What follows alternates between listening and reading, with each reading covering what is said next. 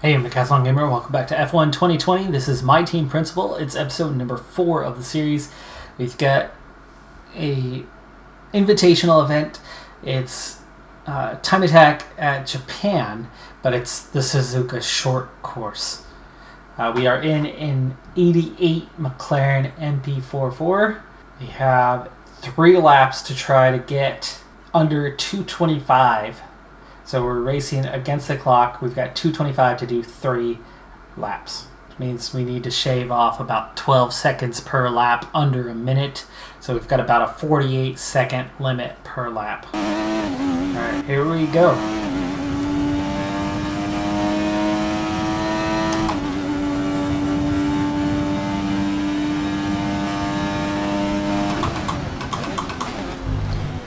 Downshifting is not quick, it's slow. The gear shift. Woo! And I lost the rear end just trying to get up to speed.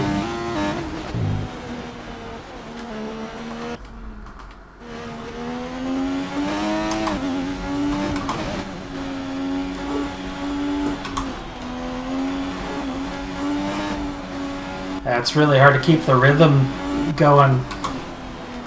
There's no traction control, and it's really hard to go 100% on the gas at all. Alright, there's the cutoff, which I missed. Oh, that was not what I was trying to do. Can we? Yeah, there we go.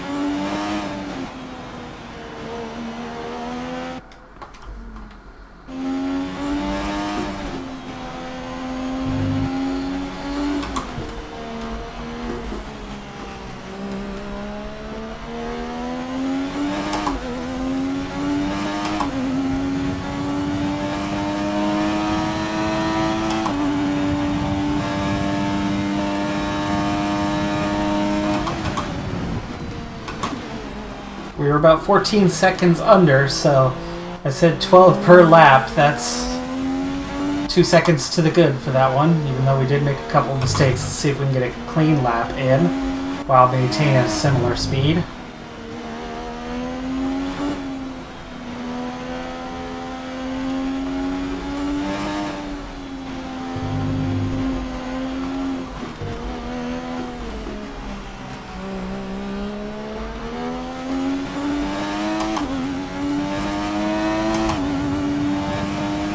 We need 48 seconds left at the clock, and we've got 52, so 4 seconds below. So that was right on the time, and it was a clean lap, right on the time we needed. So I went a little slower, but it was clean.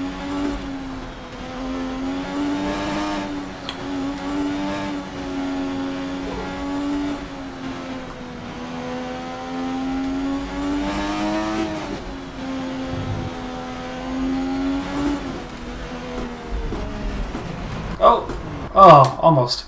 Just touched the grass. It's doing so good.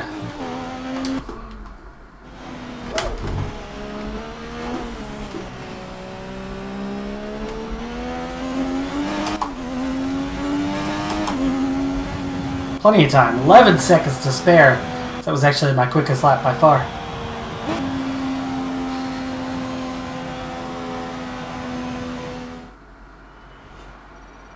Alright, so we get the payout for that one. And for this episode, we've hit the halfway point of the season.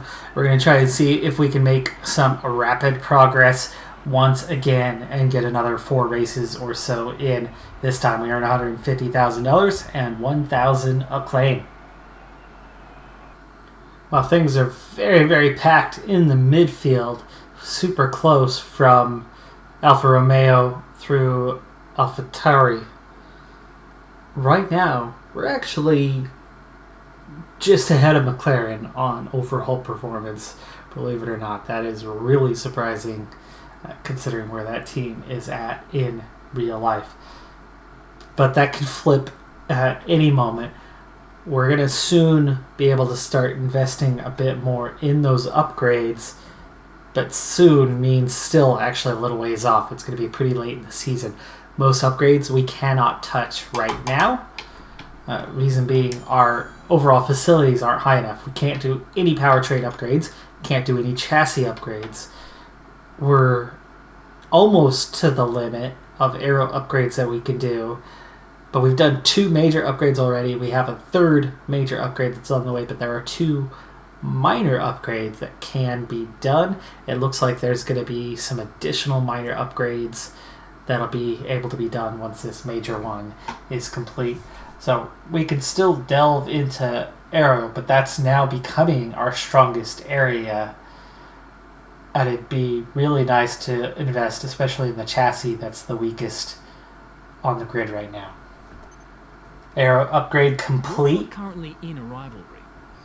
It's just a reminder, at the end of the last episode, we replaced Ralph Boschung with Tatiana Calderon, focusing on an all-female lineup, trying to develop an F1 winner from a female team, something that's never happened before. In fact, it's been,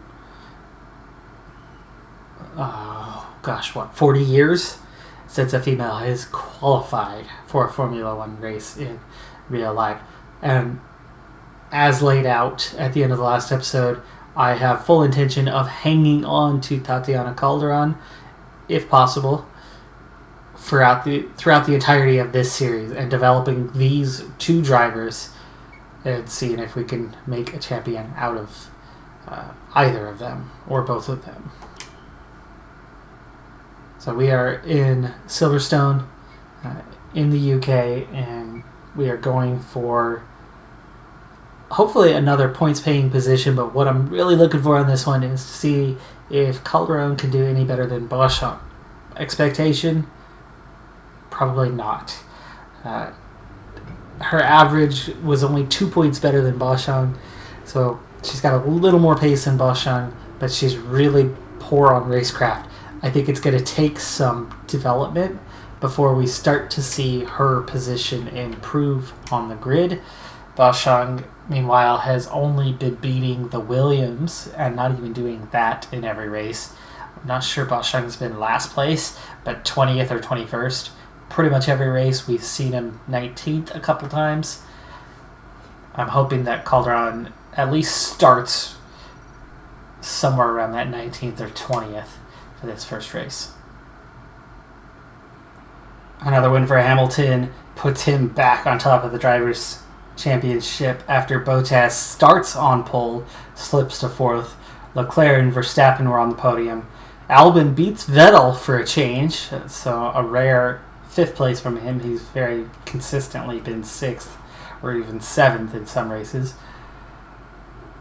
Juju Noda missing out on the points by just a single position. We finish 11th this time.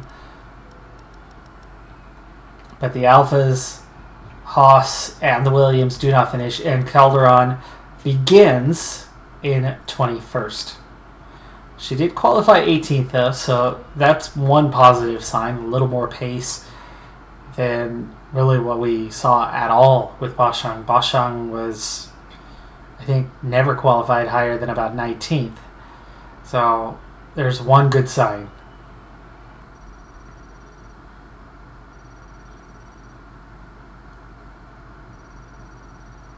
You can also see that Calderon's acclaim picks up right where we left off with Boschung, so she's doing good in that department. 9-day window here, and quite a few things can and should happen during this period. One, team acclaim and cash sounds wonderful to me, so we'll start there. Supplier HQ tour, team acclaim, and resource points also sounds fantastic to me. We have 3 days remaining. There's only one 3-day item here. That is the powertrain. 90 resource points is nice. 15% department morale is nice.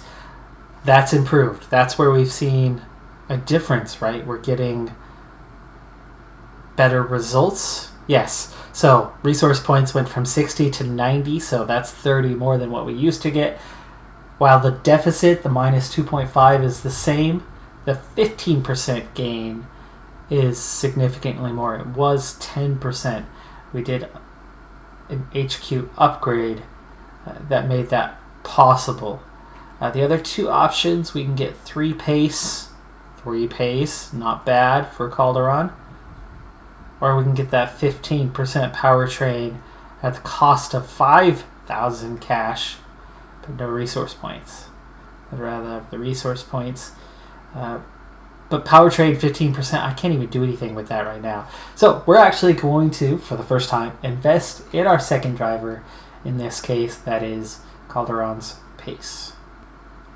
It's clear that everybody had upgrades in that last race because Alfa Romeo, McLaren, Renault, and AlphaTauri all ahead of us.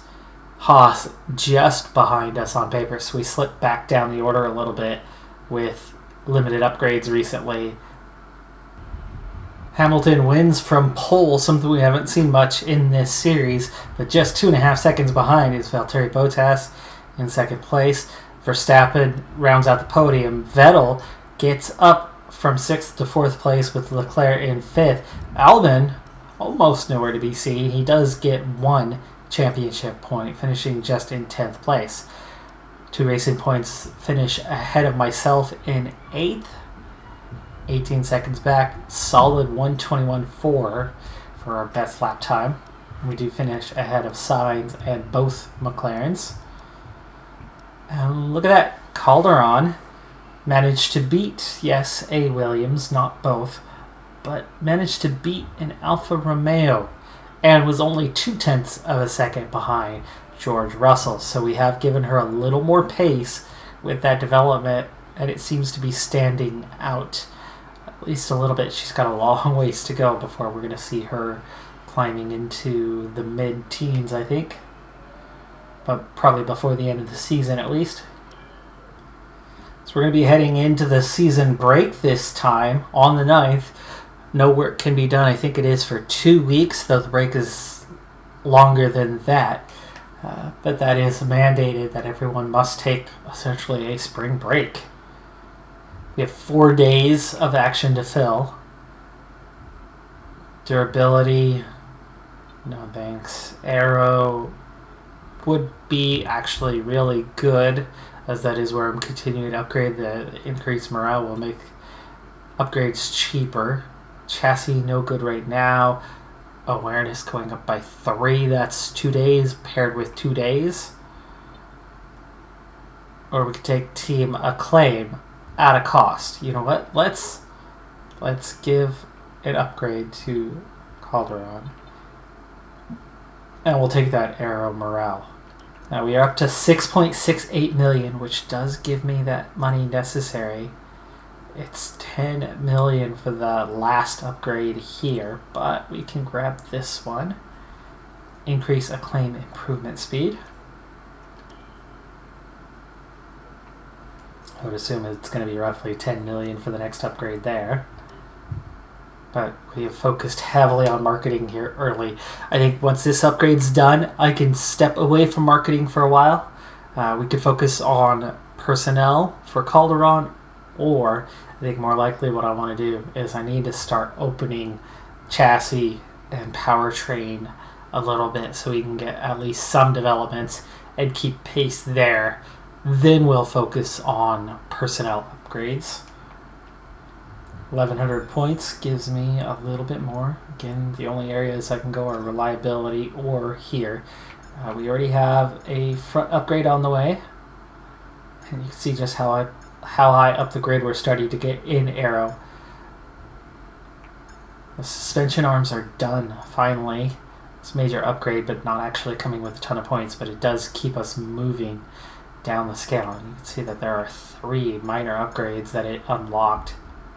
So we have a minor drag reduction, or we can get a minor rear downforce diffuser upgrade that is going to have a larger impact. So let's go ahead and invest in that one. It'll be done just before Italy, but after Belgium.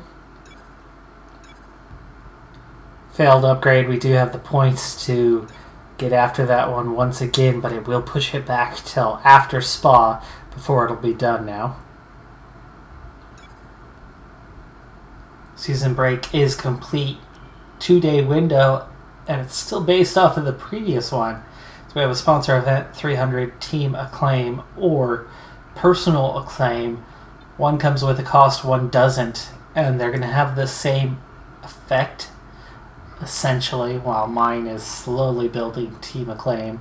So one's direct, one's indirect. The direct obviously is going to have a better impact, but no cost. So I'll just take the no cost approach here, and we're going to head to Spa. Charles Leclerc picks up the win for Ferrari, a bit of a rare feat this year. Verstappen takes second place. Hamilton, after starting on pole, only manages to finish in third place. Vettel takes fourth, and Bottas, who also started on the front row, slips to fifth. That is often the curse because we are at Spa-Francorchamps, where you get past that first turn with an advantage, and then you head down the long, what is that, Kemmel Straight? No.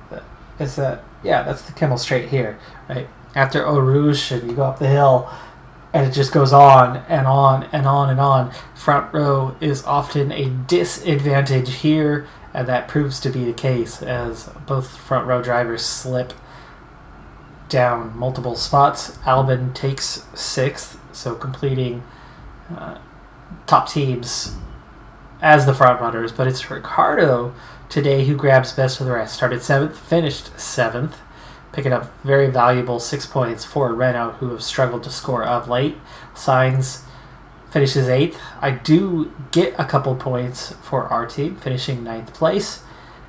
And then additionally, Ocon in the other Renault also picking up a point for the team. So a huge gain for them. No racing points earned. Just one McLaren scoring. I mean, that's a very different case. And Calderon finishing down around the neighborhood that we've been seeing a lot with our previous teammate. But of course, overall team performance has actually dropped a bit. We are definitely slipping down to, I think we're down to 8th or 9th on the performance charts. I am 9th in points now as Sainz has 41, Perez has 37. Very much in the mix, in the battle. It is just 12 points separating from Sainz down to Ricciardo in 11th. Norris trying to be in the mix, but at 20 points, and Ocon with 9. Not showing to be much of a threat. But that's 11 drivers consistently scoring. 2 drivers occasionally scoring. And that's really not good for the sport if that was reality, if that was what was happening in real life. Likewise, Hamilton starting to pull away a little bit from Bottas, but 14 is still a very small gap. Verstappen was 50 points down about 4 or 5 races ago. He's only lost 6 points, so it's very gradual, but he's still losing. He's still slowly drifting further and further back. Leclerc, with that win, has pulled a bit clear of his teammate Vettel, who's now 15 points behind. Albon totally in no man's land, all alone in 6th.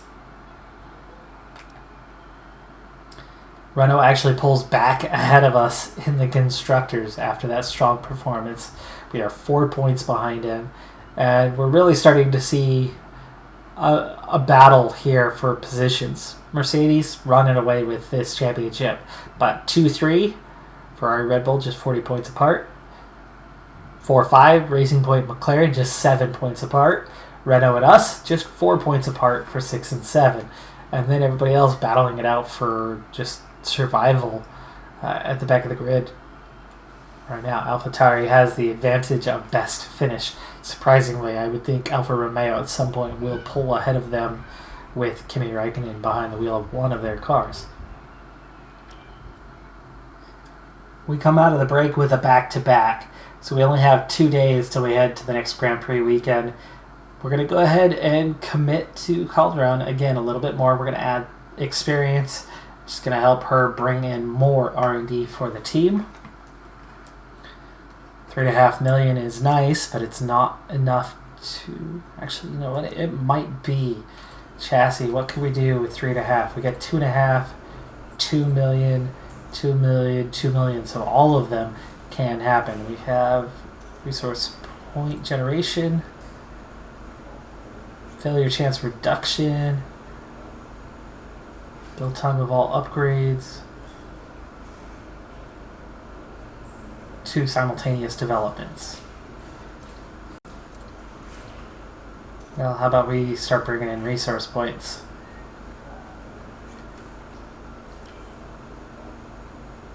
Be ready on the 5th of September. So we're into round 15 of the championship. We're at Monza. The AI has been very, very kind to me when it came to wear and tear on the car. General engine reliability, yeah, we're going to take grid penalties at some point, but we're starting from last anyway, so it's really irrelevant. At least my driver is. What is relevant is the gearbox. The gearbox, they've been very, very polite to that gearbox, not hard on it at all. And as a result, we are just now starting this race, round 15, with our 3rd gearbox of the season. You really only need to go 6 races, so we got 3 extra races in before we replaced it, and that next gearbox theoretically should get us all the way to the end of the season without having to put a 4th event gearbox in. Hamilton might have started on pole, but he steps off the podium and into 4th place for the result here in Italy. Bottas claims a victory, so he closes that gap back down to Hamilton. It's very close there between the two. Leclerc and Vettel go 2 and 3. Verstappen really hurt this race by finishing all the way down in 6th place, and I get a career best 5th place finish in the first season, and with the car really only being a midfield car. So I think it is possible that we could definitely win some races in this series. But we were still best time half a second off all those top cars, so I think we really lucked out that for whatever reason the Red Bull just struggled on this track, because Verstappen was slower than we were, but Albon was also all the way down in 10th place, slow as well.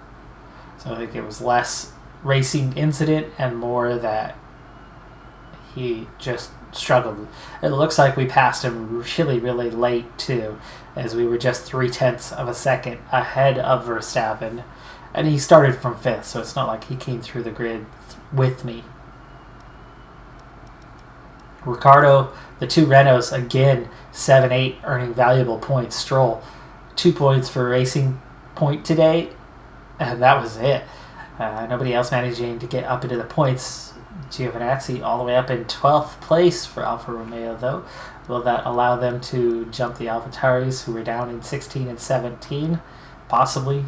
Calderon, we've improved her AI 3 times already.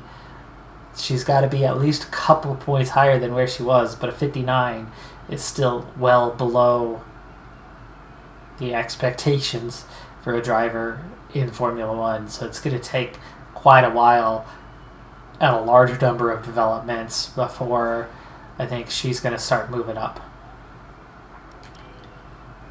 As we finish off that 4th race of the episode, Mercedes again. Huge lead, but Hamilton only 1 point ahead of Bottas. We've got a real battle on our hands with 7 races to go on the season. Verstappen now 60 points behind, might be too far. Leclerc with a strong day, just 7 points behind Verstappen now, and beginning to pull away from Vettel. Albon's still in no man's land, but I'm all the way up into 7th place, best of the rest right now, just ahead of Sainz, Perez, Ricciardo, and Stroll. Still just 11 points separating our entire group, but I'm the front of the group now instead of in the middle. We remain at 7th place though, because Renault also picked up valuable points, and both drivers scoring keeps us 4 points off their pace.